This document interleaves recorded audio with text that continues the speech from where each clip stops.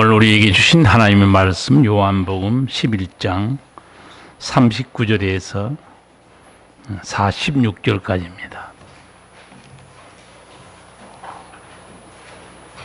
요한복음 11장 39절에서 46절까지 말씀입니다.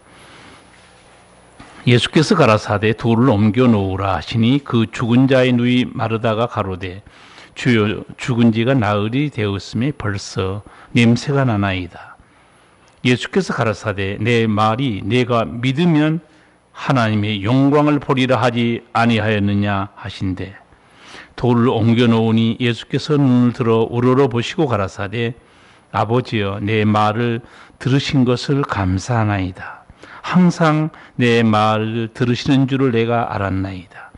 그러나 이 말씀하옵는 것은 둘러선 무리를 위함이니 곧 아버지께서 나를 보내신 것을 저희로 믿게 하려 함이니이다. 이 말씀을 하시고 큰 소리로 나사로야 나오너라 부르시니 죽은 자가 수족을 배로 동인 채로 나오는데 그 얼굴은 수건에 쌓였더라. 예수께서 가라사대 풀어놓아 다니게 하라 하시니라. 마리아에게 와서 예수의 하신 일을 본 많은 유대인이 저를 믿었으나 그 중에 어떤 자는 바리새인들에게 가서 예수의 하신 일을 고하니라. 아멘.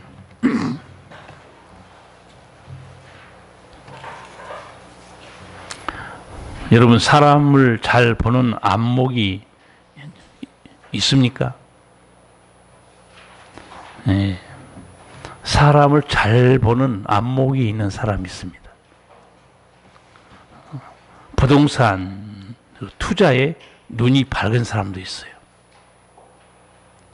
그런가 하면 미래를 내다보는 안목이 있는 사람도 있습니다. 세상 일에 뛰어난 안목을 가진 사람이 많아요. 그런 사람들은 성공도 하고 출세도 합니다. 돈도 많이 벌어요.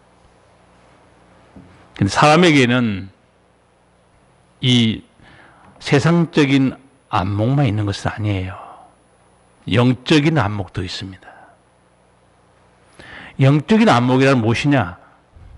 하나님의 손길을 보는 눈입니다. 성령의 역사를 보는 눈입니다. 하나님이 어떻게 운행하시고 섭리하신가를 보는 눈이 영적인 안목이에요. 오직 거듭난 성도에게만 이 영적인 안목이 있습니다. 하나님이 누구신지 바로 아는 이 영적인 안목, 그리고 하나님의 뜻을 바로 아는 안목이 있어야 은혜 속에 살 수 있습니다. 그리고 그 인생이 행복합니다.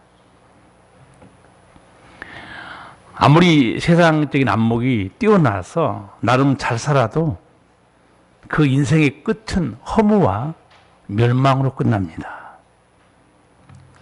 여러분 영적인 안목을 가져야 인생의 헛된 것을 바로 통찰하고 생명이 글로 갈 수 있어요. 어둠에서 빛 가운데로 나갈 수가 있습니다. 이 영적인 안목으로 인생의 허물을 통찰하고 참된 지혜를 얻은 사람이 누굴까요? 솔로몬입니다. 솔로몬은 하나님의 세계도 나중에 깨뜨려 보고 있었고 사람의 사는 인생도 뭔가를 다 통찰하고 있었어요. 그래서 지혜자 솔로몬이라고 말하고, 또 오늘 인생을 통찰하는 솔로몬이 전도서 2장 23절에 이렇게 말합니다.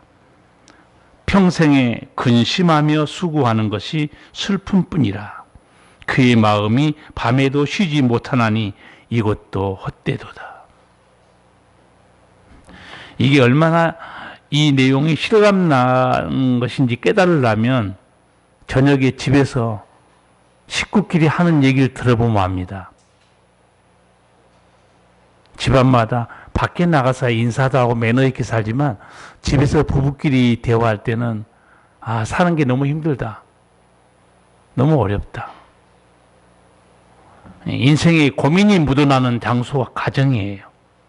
솔로몬은 다 깨뜨려 보고 있습니다. 평생에 예를 쓴 것들이 뭐냐? 결론이 수고와 슬픔뿐이라는 거예요.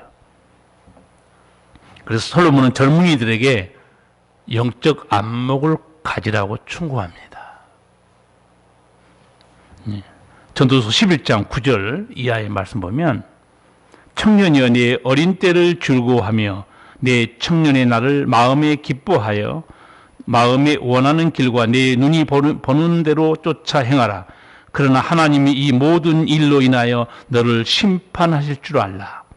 너는 청년의 때, 곧 공고한 날이 이르기 전 나는 아무 낙이 없다고 할 해가 가깝기 전에 너희 창조자를 기억하라.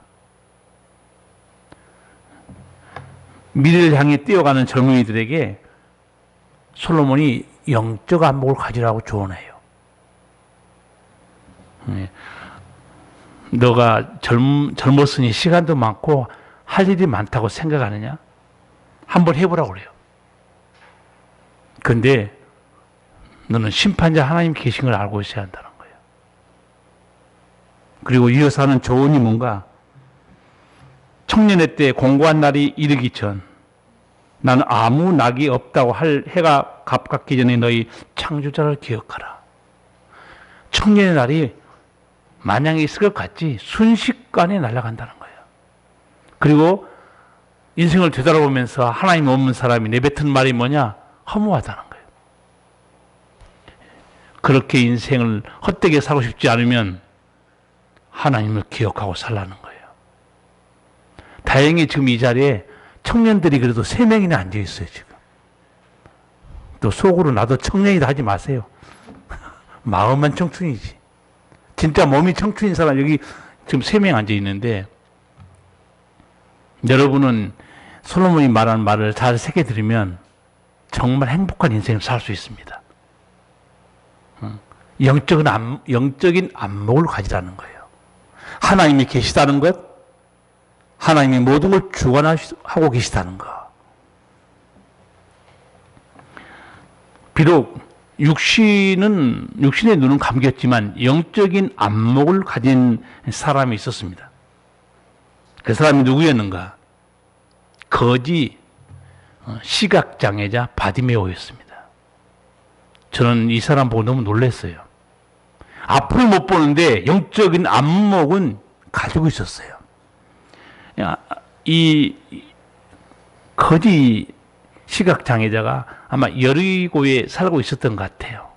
하루는 뭐 사람들이 지나가는 소리가 들립니다. 시끄럽게.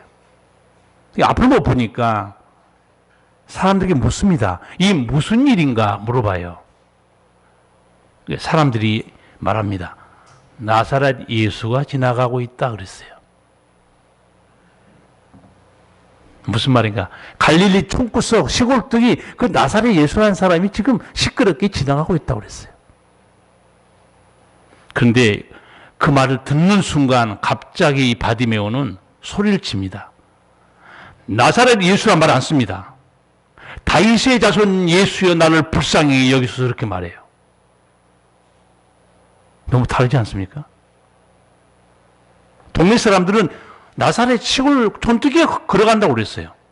근데 이 바디메오는 나사렛 예수란 말 안 씁니다. 다윗의 자손 예수여 나를 불쌍히 여기서 그럽니다. 다윗의 자손 누구를 말하는 거예요? 다윗의 자손은 하나님께서 다윗에게 약속한 메시아였습니다. 그분은 어떤 분이냐? 눈먼 자의 눈을 보게 하고 마음이 상한 자를 고쳐주시고 마귀와 귀신 들린 사람을 자유케 해주고 죄와 사망에 빠진 죄인들에게 영생을 주신 분이 메시아, 하나님이 다윗에게 약속했던 그 다윗의 자손이에요. 동네 사람들은 예수님에 대한 영적인 안목이 없어요.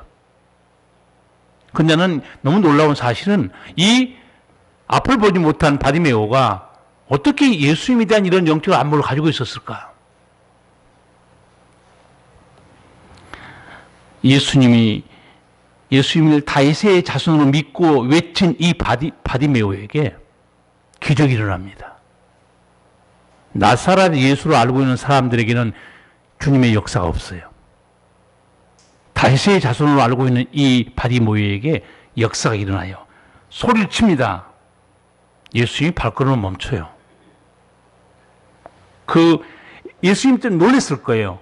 나를 다윗의 자손으로 알고 있다니. 사람들이 다 나사렛 예수를 알고 있는데 아마 예수님도 궁금했을 거예요. 어떻게 내 정체를 알지? 예수님 발걸음을 멈춥니다. 예수님이 이 바디메오의 소리를 들어요. 예수님이 들으시면 문제는 다 끝납니다. 해결돼요. 여러분도 예수님이 우리 아버지께서 기도를 들으시게 낙심하지 말고 기도하시기 바랍니다. 예수님 발걸음을 딱 멈추는 순간에 역사가 일어나기 시작합니다.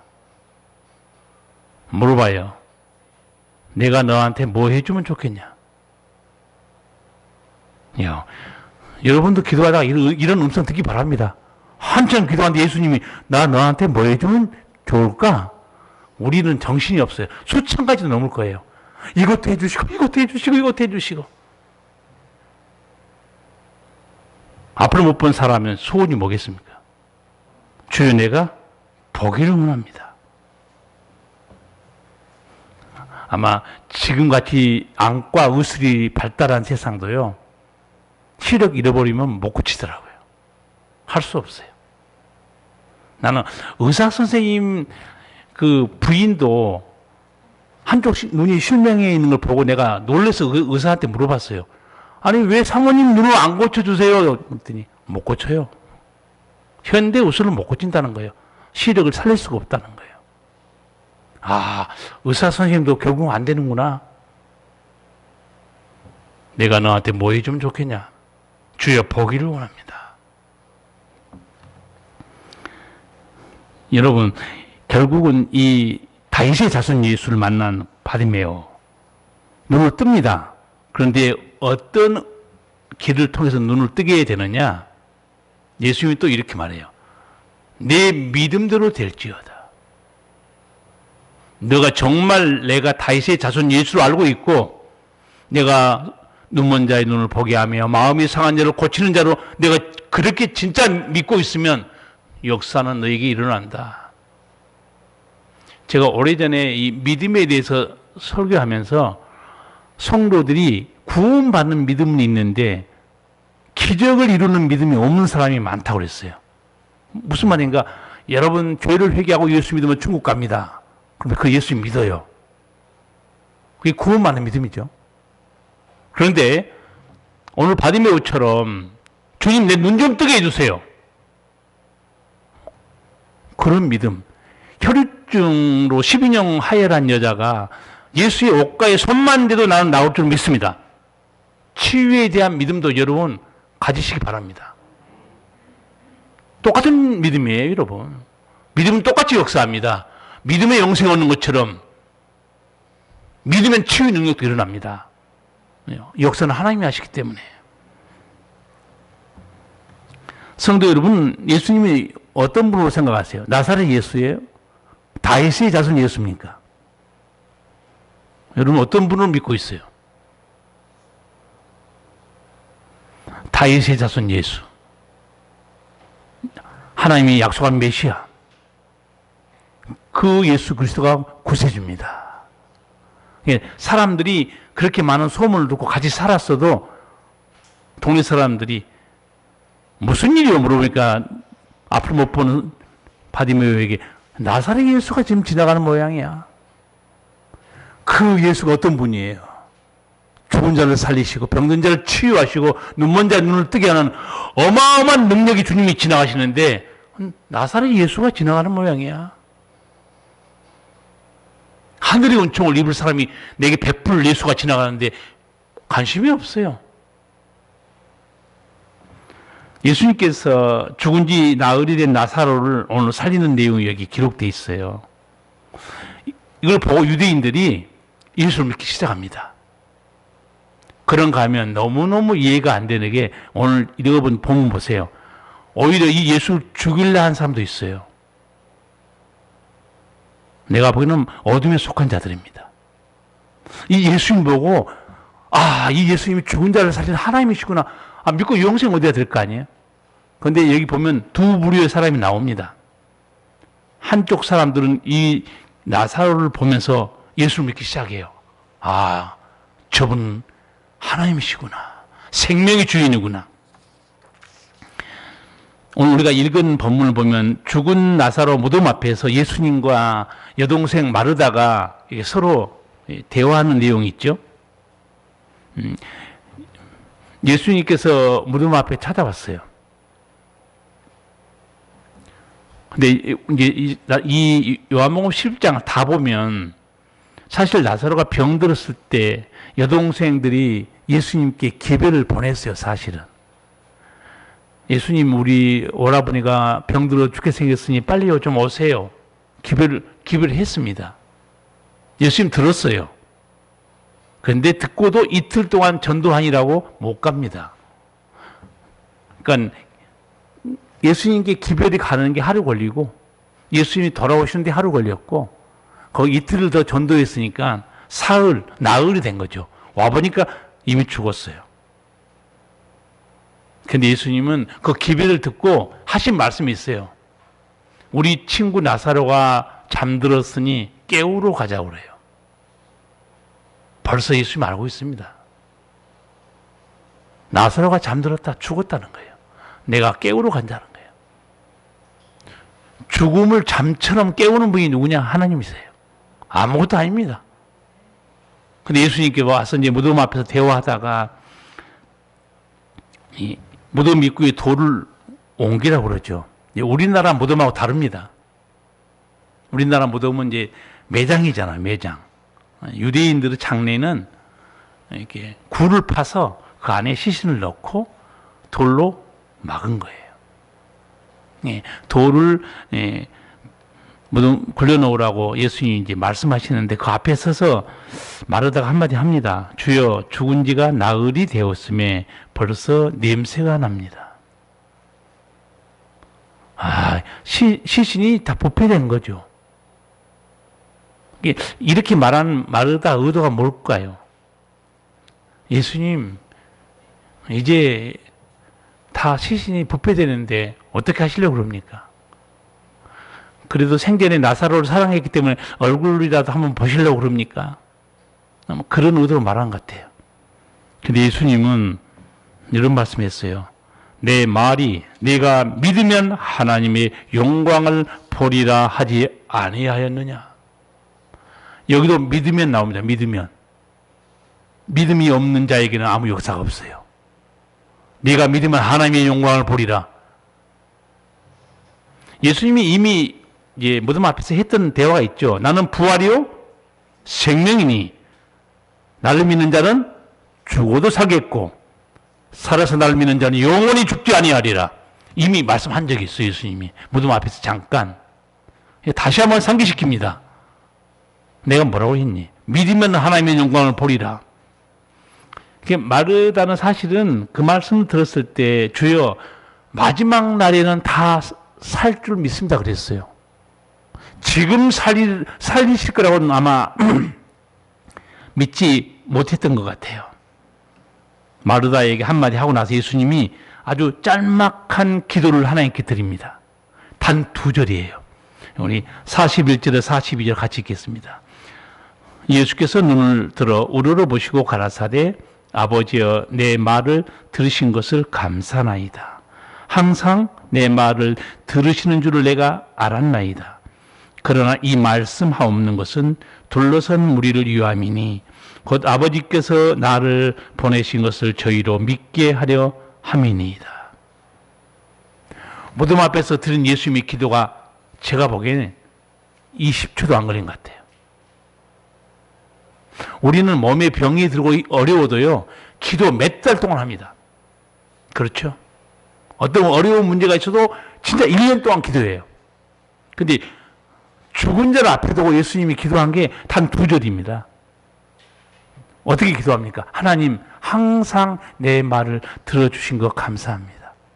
내 말을 듣고 계신 것 감사합니다. 두 번째, 제가 이 나사로를 살리려고 아버지께 기도한 거는 내가 하나님이 나를 보내서 죽은 자도 살리시는 구세주임을 믿게 하기 위함입니다. 딱 그 기도예요. 그리고 예수님이 바로 죽은 자를 향해 명령하죠. 나사렛아 나오너라 외치죠. 예, 제가 이 말씀을 옛날에 한번 설명한 적이 있어요. 실제 성경에는 이렇게 되어 있어요.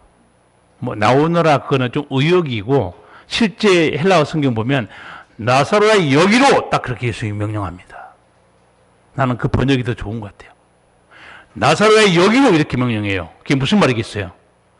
죽은 자가 있는 무덤에 있지 말고 여기 나 살아있는 자 얘기로 나오라 그 얘기죠. 순간에 아마 지금 사람들이요 무덤가에 유대인들이 어마어마하게 몰려 있습니다. 여러분 그 장면을 한번 상상해 보세요. 설교 들으시면서 예수님이 무덤 앞에 서 있고 그 옆에 여동생이 있고 그 뒤에 동네 사람들이 어마어마하게 몰려 있습니다. 근데 거기 서서 예수님이 무덤을 향해서 외칩니다. 나사로야 여기로. 어떻게 됩니까? 44절 보면 죽은 자가 수족을 배로 동인체로 나오는데 그 얼굴은 수건에 쌓였더라. 예수께서 가라사대 풀어 놓아 다니게 하라 하시니라. 그 유대인들이 그 모습을 다 봅니다. 아마 입이 딱 벌어지고 멘붕이 됐을 거예요. 여러분, 예수님께서 죽은 자를 살리시는 경우가 몇 건 있었죠. 이 나사로가 몇 번째입니까?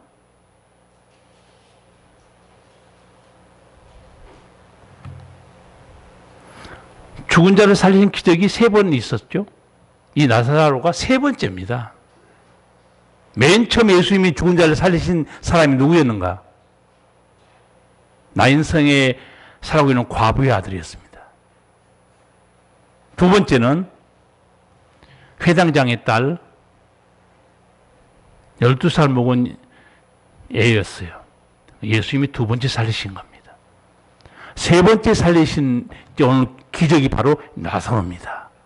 그러니까 예수님의 소문이 유대 땅에 다 퍼져 있어요. 사실은. 나사로를 살리는 이 기적 때문에 사람들이 눈이 열립니다. 영적 안목이 생긴 거죠. 그런데 죽은 자를 살리는 예수님을 보고도 오히려 음모를 꾸밉니다. 그게 45절 46절에 있습니다. 같이 읽겠습니다.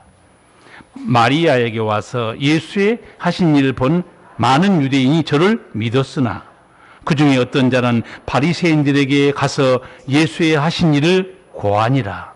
아멘. 지금 예수님이 하신 일이 뭡니까? 나사로 살리신 일이죠. 가서 고자질해요. 그걸 들은 제가 오늘 읽지 않았는데 밑에 47절, 48절 보면 예수님이 나사로를 살렸다고 믿은 게 아니에요. 47절, 48절 제가 한번 읽어드릴게요. 이에 대제사장들과 바리새인들이 공회를 모으고 가로되 이 사람이 많은 표적을 행하니 우리가 어떻게 하겠느냐. 만일 저를 이대로 두면 모든 사람이 저를 믿을 것이요 그리고 로마인들이 와서 우리 땅과 민족을 빼앗아 가리라. 무슨 음모인지 아세요? 예수라는 사람이 저렇게 많은 표적을 행하고 있으니 사람들이 다 예수 믿을 거 아니냐 이거예요. 어떻게 보면 종교의 기득권들의 쓸데없는 짓거리 하고 있어요. 대제사장, 장로, 서기관, 바리새인들, 유대 종교 예수 때문에 한순간에 무너지게 생겼다는 거예요. 저절로 가만 놔두면 안 된다는 거예요. 그리고 그렇게 말합니다. 다 저를 믿을 게 아니냐 그야.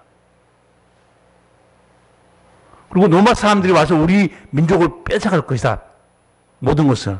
그거 정치적으로 약간 자기들이 하나 꿈에서 하는 얘기예요. 아니 예수님을 믿는데 왜 로마 사람들이 쳐들어와서 우리 땅을 빼앗을까요? 그는 여기까지 나가는 거예요. 자, 다 예수를 믿기 시작하고 예수님이 만약에 이 정부에 대해서 선동하면 로마 정부가 가만히 있죠. 로마 정부의 관심은 종교에 있지 않아요. 치안에 있습니다. 폭동이 있을 뿐이에요. 정부 불안에 있습니다. 그것만 조용하면 무슨 종교가 있든 로마 정부 관심 없습니다. 총독은.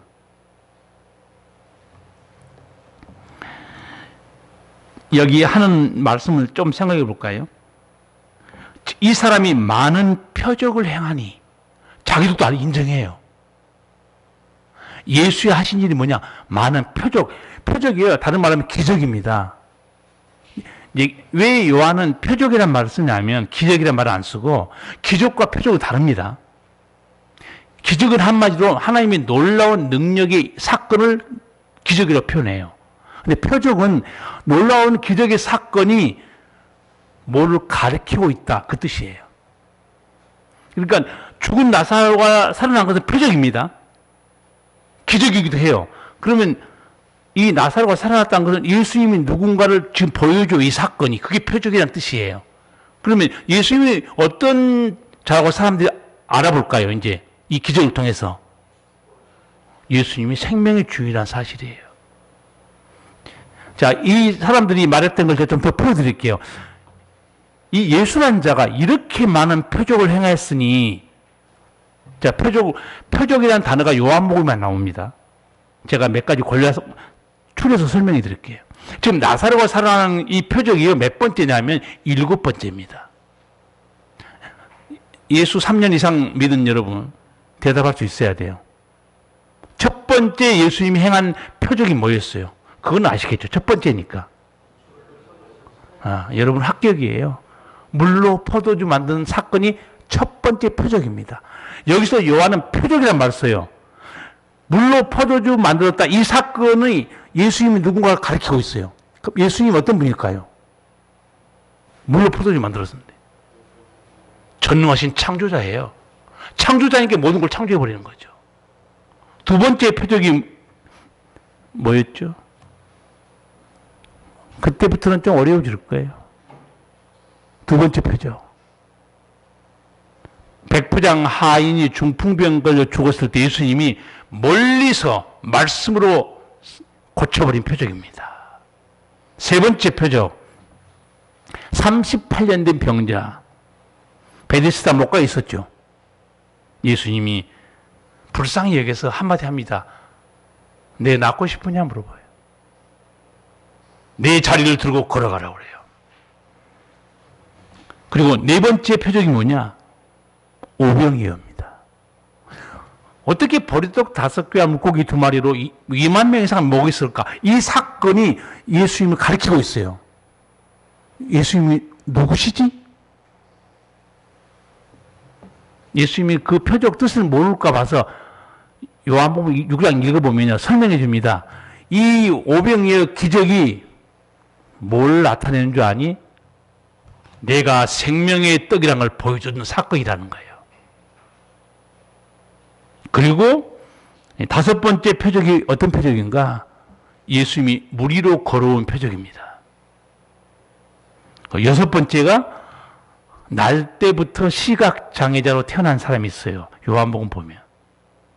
그 사람이 눈을 뜨게 해줍니다. 자, 제가 여러분 이 대제사장 바리새인들이 했던 말을 쉽게 풀어줬어요.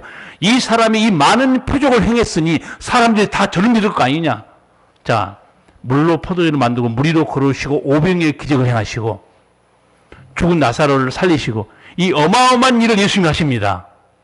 예수님 믿어야 돼요? 안 믿어야 돼요? 근데 무슨 헛소리라고 있어요. 이 사람이 이 많은 표적을 행했으니 사람들이 다 예수를 믿을 거 아니냐. 저자를 살려두면 안 된다는 거예요. 우스갯소리 한번 할까요? 저자를 살려주면 안 된다. 사람이 신을 죽일 수 있어요? 무슨 헛소리라고 있어요 지금. 예수님은 하나님이에요. 우리를 위해 육신을 입고 이 땅에 찾아오신 거지. 무슨 사람들이 신을 죽여요. 신이 사람을 죽일 수 있는 거지. 영적 안목이 하나도 없는 거예요. 영적 안목이 있던 바디메오 주님의 은총을 누리지 않습니까? 이런 예수님의 수많은 표적 자기들 입으로 말했고 믿지도 않은 이들 해치려고 죽이려고 했죠. 그 모습이 11장 53절에 있습니다. 한번 보세요. 11장 53절 뭐라고 되어 있습니까? 이날부터는 저희가 예수를 죽이려고 모의하니라. 보세요. 저는 이 장면을 보면서 이거는 어둠에 속한 자들이고 마귀 하수인에 불과한 사람들이란 거예요. 많은 유대인은 예수를 믿습니다. 아, 주님이 생명의 주인이시다. 그런데 이 대제사장 장로들, 이 사람들은 예수님이 많은 표적을 행했으니 우리가 어떻게 하겠냐? 알고 있으면서 안 믿습니다. 이건 지옥 갈 사람들 아니에요? 지옥 갈 사람들 맞죠? 보고도 안 믿잖아요. 방법이 없잖아요.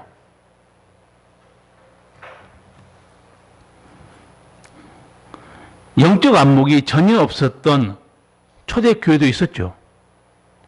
우리가 수요일마다 이제 요한계시록 강의하고 있는데 거기 보면 어떤 교회가, 어떤 성도들이 영적 안목이 하나도 없고 세상적인 안목으로 부자되고 잘 살고 있는 교회가 하나 있었죠. 라오디게아 교회였죠. 요한계시록 3장 17절 예수님 말씀 제가 읽어드릴게요.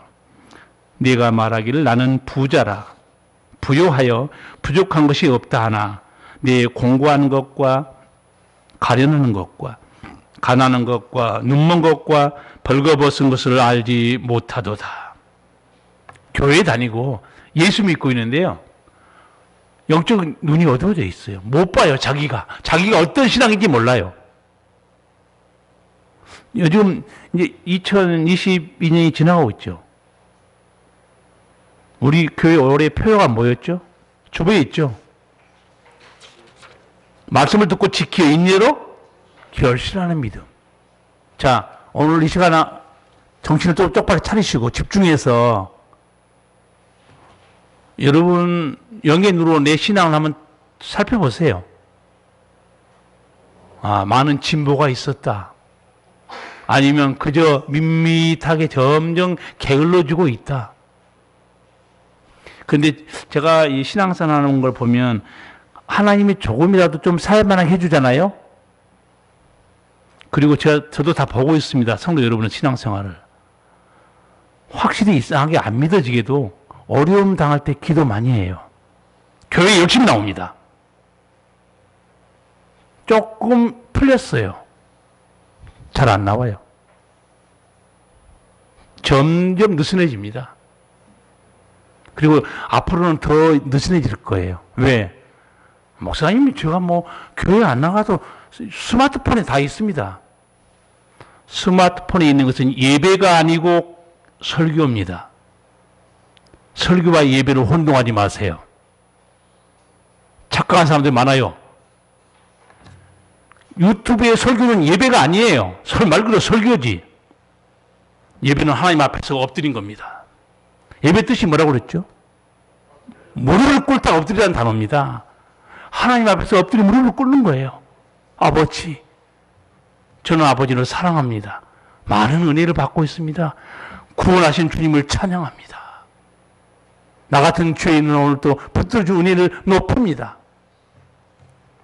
나는 이 성도들이 착각하고 있고 앞으로 더 어려워질 거예요. 이미 익숙해진 지 2년이 됐어요.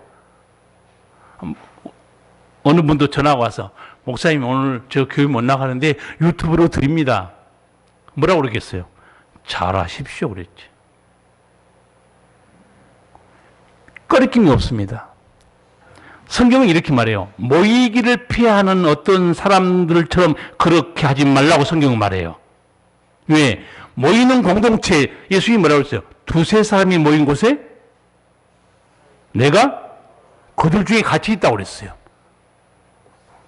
점점 저는 이제 여러분 신앙생활 여러분이 알아서 하시겠지만 이제 열어지면서 마음도 담대해집니다.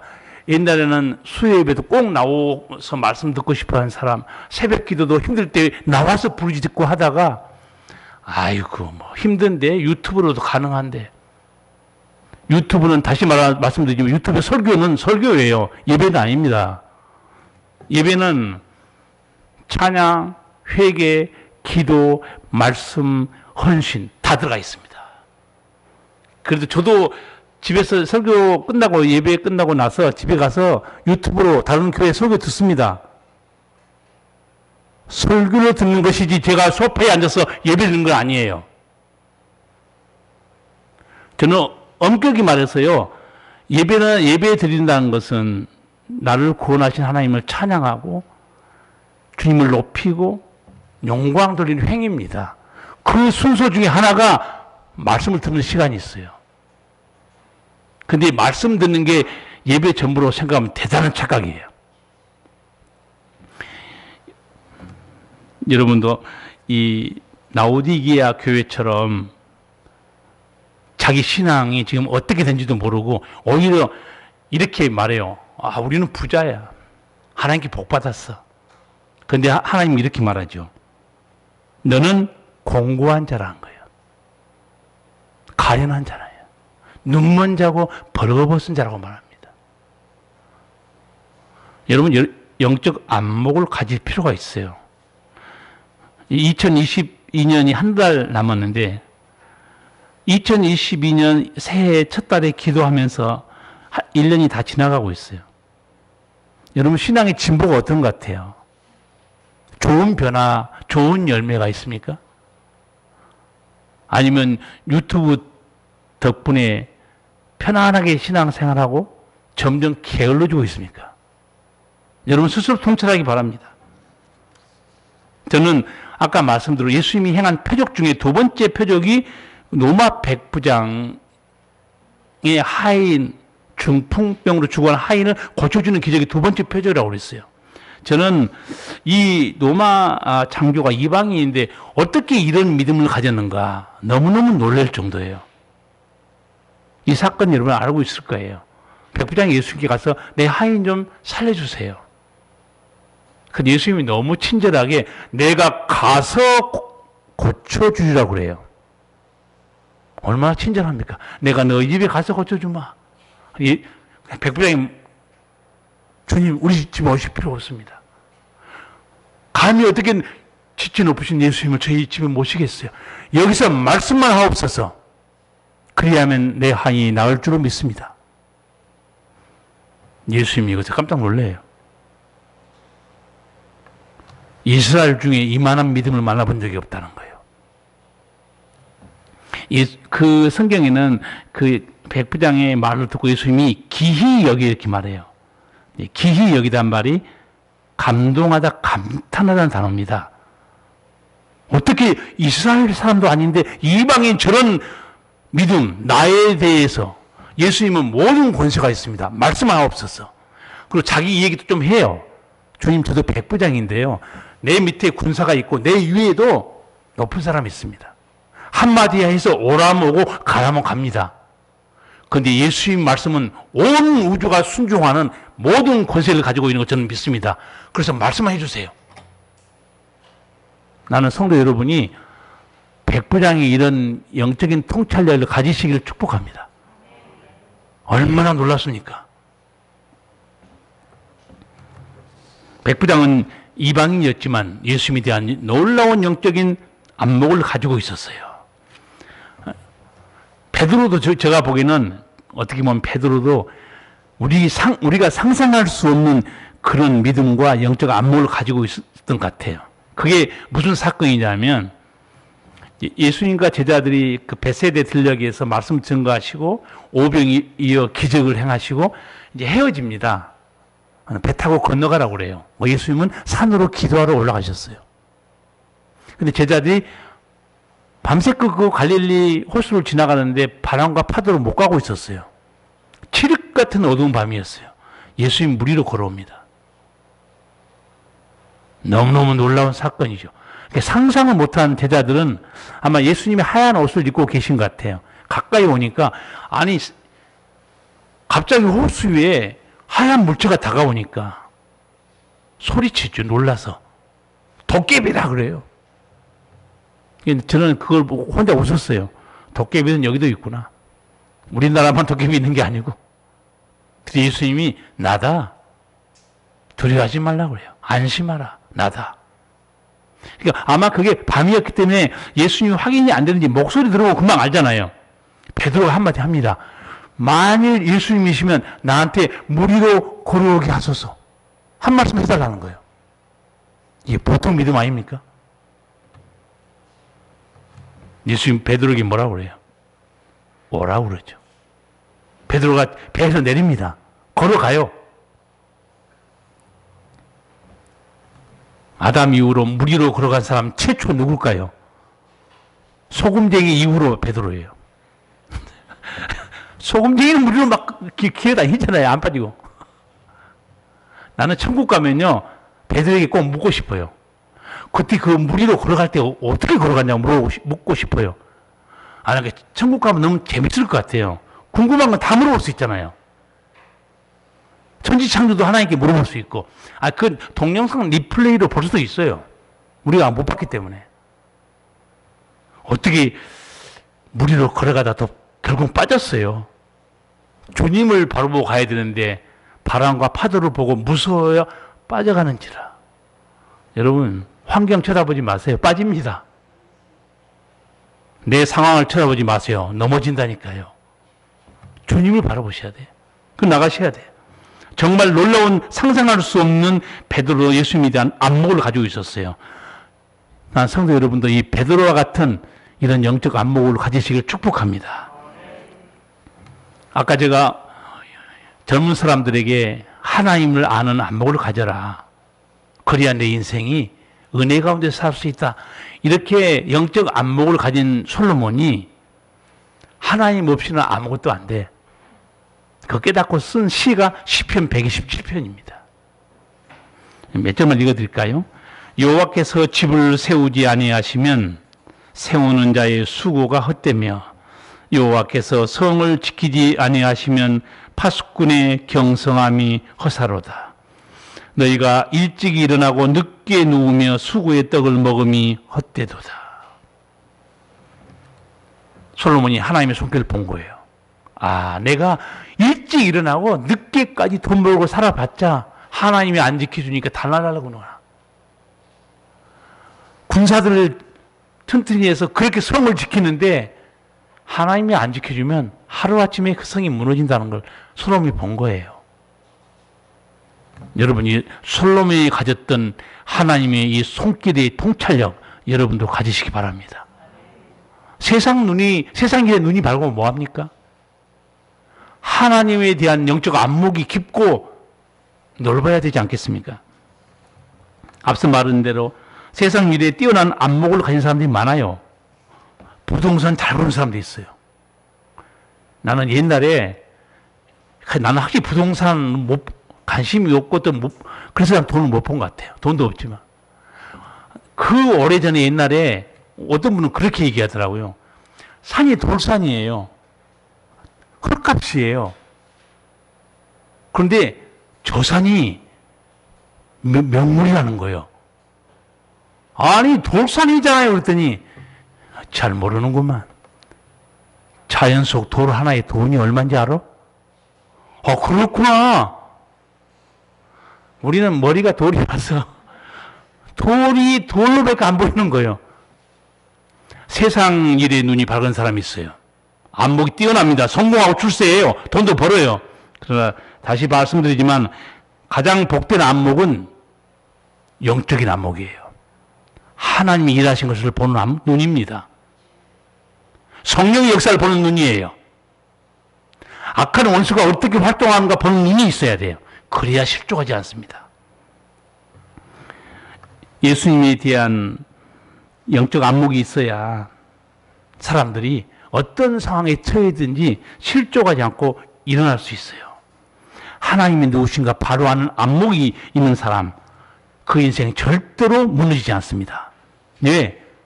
주님만 붙들고 살아가기 때문에 형통하고 행복합니다.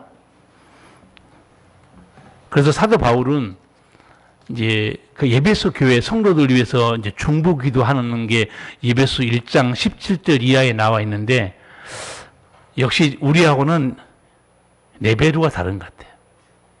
저는 성도 여러분들이 병들고 어려움 당하고 직장이 없고 막 힘들잖아요. 그런 거 기도하느라고 시간 다 보내요. 아침에. 근데 사도 바울이 뭘 위해서 에베소 교회 성도를 기도하는지 제가 읽어드릴게요. 아마 여러분 옛날에 이 구절을 제가 암송하라고 그랬어요. 집에 적어놓으라고 그랬어요. 에베소 1장 17절, 18절 제가 한번 읽어드릴게요.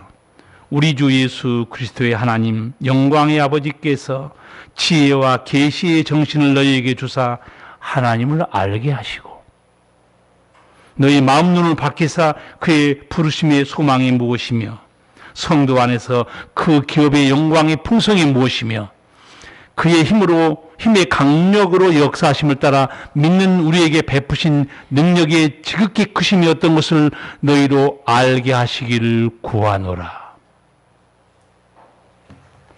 딱 세 가지요. 간단히 말씀드리면 하나님 우리 예배소 교회 성도들 눈 좀 밝혀주세요. 성령으로. 눈 좀 밝혀주셔가지고 하나님이 누구신지 좀 잘 알게 좀 해주세요. 또 우리 하나님께서 우리 성도들에게 약속하신 그 천국이 얼마나 복된 것인지 그것 좀 잘 깨닫게 좀 해주세요. 세 번째, 우리 주님이 얼마나 큰 능력으로 죽은 자를 살리시며 놀라운 능력으로 모든 걸 통치하는지 그 능력 좀 알게 해주세요.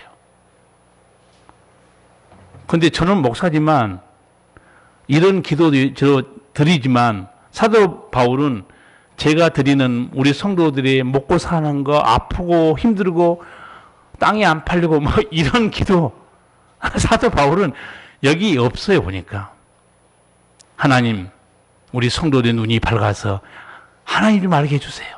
하나님 어떤 분인지 그 능력이 어떤 건지 왜 그 기도가 제가 보기에 맞는 것 같아요. 여러분이 하나님을 제대로 알고 예수님을 제대로 알면 다른 기도 안 드려도 됩니다. 그래서 이 중세 시대 수도승들이 있잖아요. 사막에서 수도하는 수도승들의 기도를 학교에서 배운 적이 있어요. 근데 그 기도 들어보니까 야, 이 기도 하나면 다 될 것 같더라고요. 영성을 가르치는 그 교수님이 수도사들의 기도를 이제 소개하는데 딱 짤막 한 가지 문장이에요. 하나님의 아들 예수 그리스도시여 우리를 불쌍히 여기소서. 그 전부예요. 그 안에 모든 게 다 들어있습니다. 우리는 조목조목 또 항목이 빠지면 또 추가로 더 붙이잖아요. 이거 빠지면 안 돼. 이거 빠뜨렸는데 하나님의 아들 예수 그리스도시여.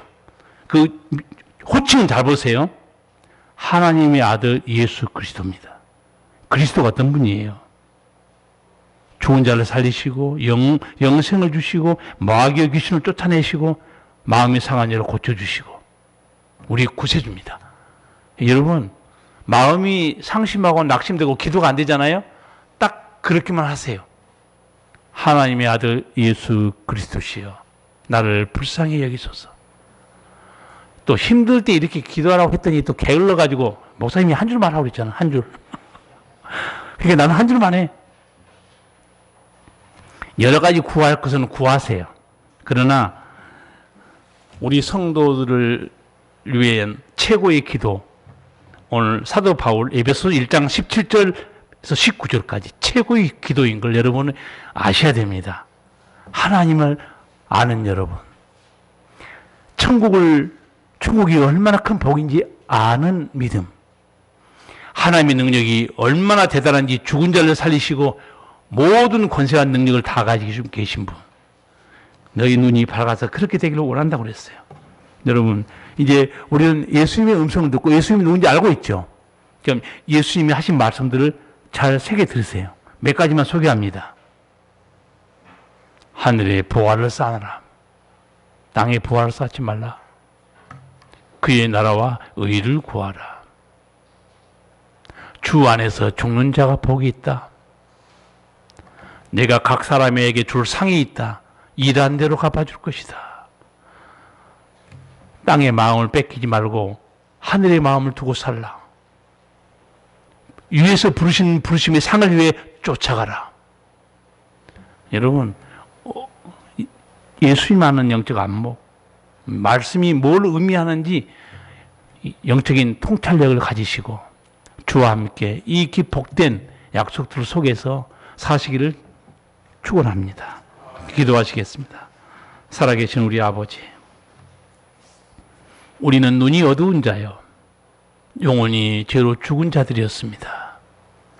우리 주님께서 오셔서 우리 눈을 뜨게 하시고 어둠에서 빛 가운데를 행하며 이제는 우리의 생명 되신 예수님에 대해서 더 깊이 알아가게 도와주시고, 예전에는 내 머리와 내 능력과 지식으로 살았지만 이제는 주님 붙들고 살아가는 은총 주심을 감사합니다. 평생 나의 선한 목자 되신 주님을 사랑하고 그 안에서 음성을 듣고 약속된 은총을 믿음으로 복된 인생을 살아가도록 은혜 내려주시기를 원하오며 예수님 이름으로 기도하옵나이다. 아멘. 찬송가 430